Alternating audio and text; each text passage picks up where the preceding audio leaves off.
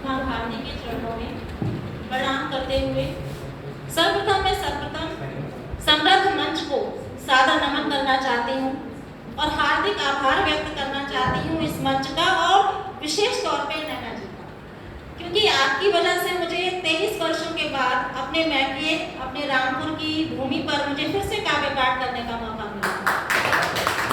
बहुत पहले जब मैं ग्रेजुएशन कर रही थी, मुझे ये भी नहीं ध्यान है सेकंड ईयर में थी या थर्ड ईयर में, तब मैंने पहला काव्य पाठ किया था। आखिरी काव्य पाठ 23 वर्ष पूर्ण किया था रामपुर में, उसके बाद अब मौका मिल रहा है। मेरे पापा जी स्मृति शेष श्री जयकिशन चौरसिया जी सुंदरलाल इंटर कॉलेज में अध्यापक थे। जीवन पर्यंत उन्होंने अपनी सेवाएं दी, और मैं क्षमा चाहूँगी कि सभी लोग कहते हैं कि माँ हमारी प्रथम शिक्षिका होती है। बात सही है, लेकिन हमारे पिताजी भी हमारे शिक्षक होते हैं। वो थोड़ा कटु वाणी उनकी जरूर लगती है समय समय पर हमें, लेकिन हम यहाँ पर इस मंच पर हैं वो हम अपने पापा जी की वजह से हैं, क्योंकि उन्हें भी कविताओं का बहुत शौक।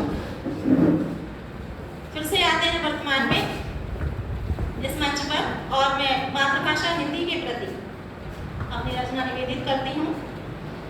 मंच से जब विषय विशेष पर सर्वश्रेष्ठ कलमकारों के द्वारा जब प्रस्तुति दी जाती है, तब जो काव्य धारा प्रवाहित होती है वो मातृभाषा की एक रूपता के साथ उसमें कुछ विभिन्नताएं भी होती हैं। तो मातृभाषा हिंदी को समर्पित उन्हीं विभिन्नताओं को अग्रिम पंक्तियों में इस तरह से निरूपित किया है।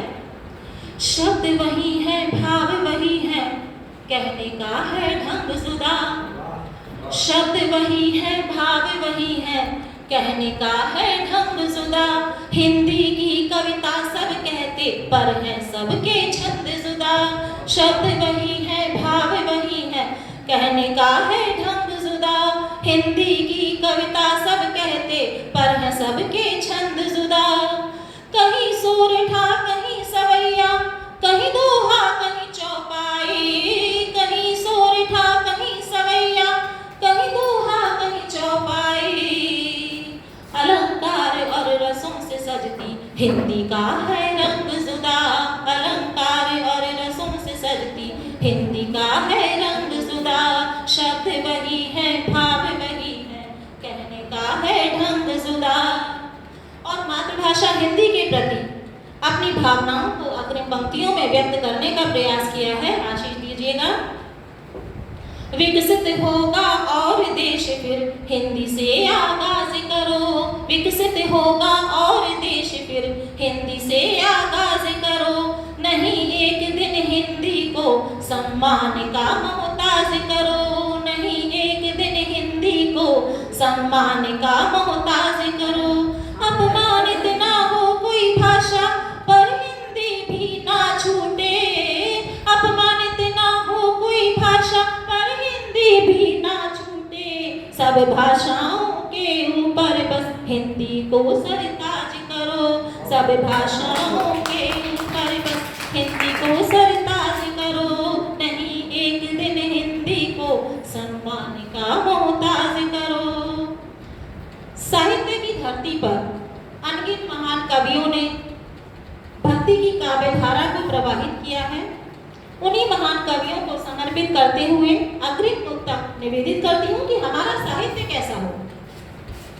कहीं सूर्य की वंशी के सुर, कहीं तुलसी के नाम हो। कहीं सूर्य की वंशी के सुर, कहीं तुलसी के राम हो सत सैया के दोहे और कहीं बसते रस खान हो सत सैया के दोहे और कहीं बसते रस खान हो। बहती हुई नदियों की धारा में कल कल हिंदी के सुर। बहती हुई नदियाँ की धारा में कल कल हिंदी के सुर। हिंदी ही हो राष्ट्रीय भाषा, हिंदी से ही शान हो। हिंदी ही हो राष्ट्रीय भाषा, हिंदी से ही शान हो। कहीं सूर्य की वंशी के सुर, कहीं तुलसी के राम हो। आज के अधिकांश युवाओं ने पुस्तकीय ज्ञान भले ही अर्जित किया हो, लेकिन कहीं ना कहीं अपने धर्म के प्रति अनभिज्ञ हैं। हम अधिकतर देखते हैं वीडियो में, फेसबुक पर और सब कुछ देखते हैं, तो उसी पर अपनी ये पंक्तियां निवेदित करती हूँ।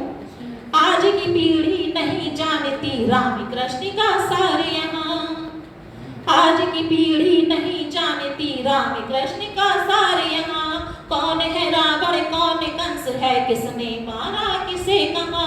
कौन है रावण कौन कंस है, किसने मारा किसे कहा।